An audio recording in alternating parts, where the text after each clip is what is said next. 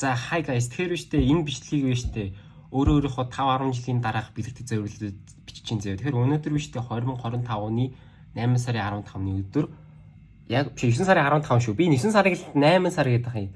За тэгээд яг одоо цаг 2 цаг 47 минут бол болж чинь би яг одоо мөгийн хичээлийг үзэж чинь. За бол мөгийн бол ингээд контент бүтээгч нарт тулгардаг асуудлыг ярьж ин зөө.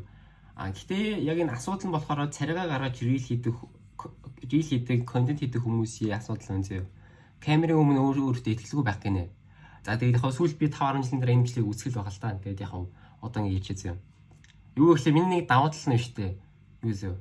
Өөртөө аюусаа ярьдаг. Угаасаа контент хийнэ гэдэг чинь зөв өөртөө л ярих штэ цэвэр. Энэ нэг болно гэж уцаа тавьчихвал энэ чинь л ярина штэ. Тэгээ хажууд хүн юусаа сонсохгүй штэ. Тэгэл зүгээр тий камера тавьчаал рекорд хийчихэл ингээл яриа л өөртөө л ярина штэ энэ чинь. Надад бол энэ маш том давуу тал. Би fucking зөв 9 нас хүртлээр зөв дүүг ганцаар надад ярьж тоглож ирсэн. Өдий бол гэртээ ингээд өрөөндөө ингээд юм ихтэй дандаа би ярьдаг байсан. Ярих чинь асуудал биш штэ.